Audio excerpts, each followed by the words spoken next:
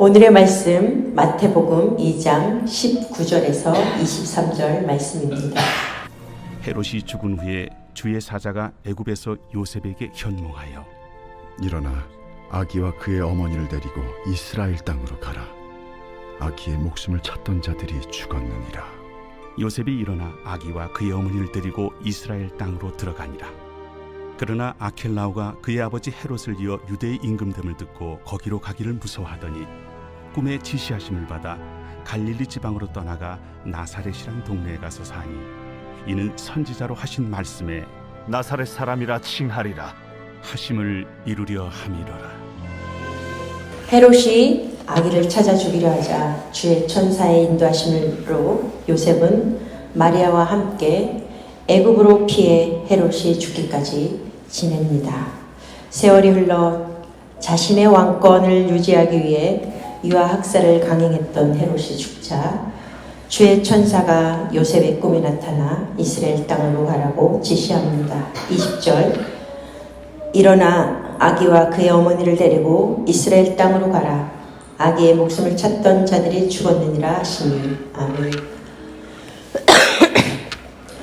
동방에서 박사들이 별을 보고 찾아온 것은 유대인으로 왕으로 나신 아기 예수님을 경배하기 위해서였습니다. 이 일로 헤롯은 자신이 왕권을 잃게 될 것을 두려워하여 온 나라를 샅샅이 뒤져 찾아 죽이려고 한 것 또한 아기 예수님 때문이었습니다. 또한 천사가 요셉에게 데리고 떠나라 지시한 대상도 아기와 그의 어머니였습니다. 이처럼 요셉이 가장 먼저 보호해야 할 대상은 아내 마리아가 아니라 아기 예수님이었습니다. 또한 요셉이 가족을 데리고 애굽으로 가야 했던 것도 아기 예수님 때문이었습니다. 그리고 오늘 우리가 본문에서 보았듯이 다시 이스라엘로 돌아오게 된 것도 아기 예수님의 목숨을 찾던 헤롯이 죽었기 때문이었습니다.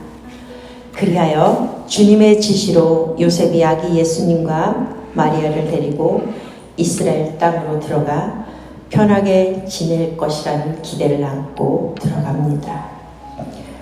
그러나 헤롯을 이어 그의 아들 아켈라오가 유대인 임금이 되었다는 소식을 듣자 요셉은 이스라엘 땅에서 살기를 무서워합니다.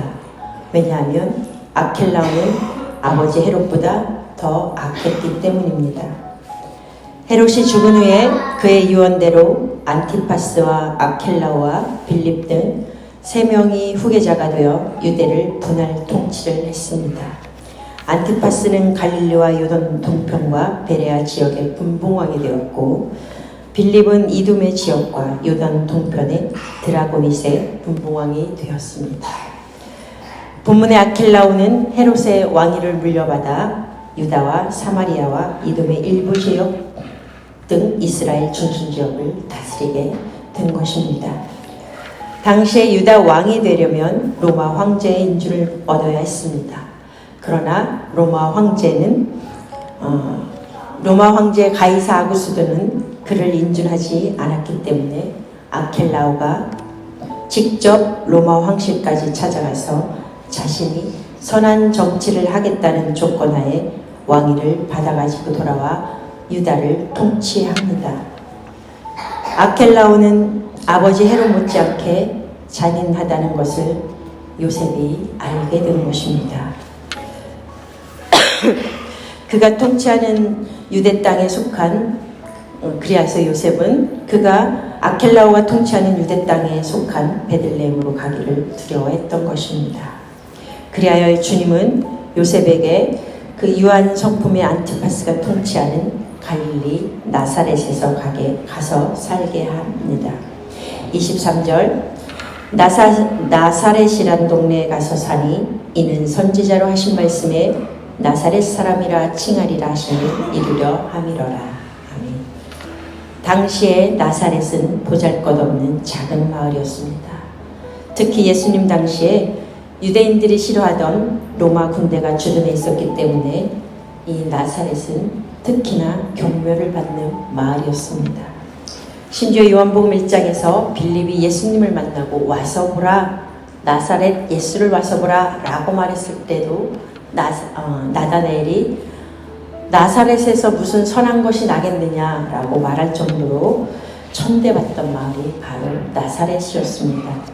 그러나 하나님은 그 보잘것없는 곳에서 나사렛 예수님을 우리를 죄에서 구원하기 위한 메시아로 사람들에게 멸시와 천대를 받는 낮은 자로 나사렛으로 보내주신 것입니다. 사랑하는 사도계 성도 여러분, 이처럼 예수님 당시 상황은 말도 안 되는 끔찍한 상황인 것 같았습니다.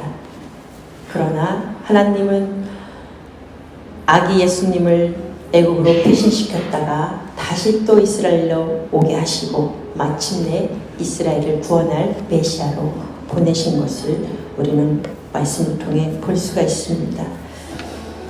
하나님은 오늘 말씀을 통해서 우리는 하나님은 말씀대로 구원 계획을 하나님의 섭리대로 이끌어 가신다는 분임을 깨닫게 됩니다. 그리고 오늘 우리를 통해서도 그 말씀을 통해서 구원을 이끌어 가십니다.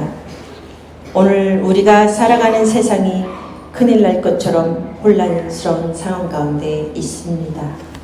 그러나 하나님은 그러한 역사의 소용돌이 속에서 하나님의 구원의 역사를 섭리로 이끌어 가십니다.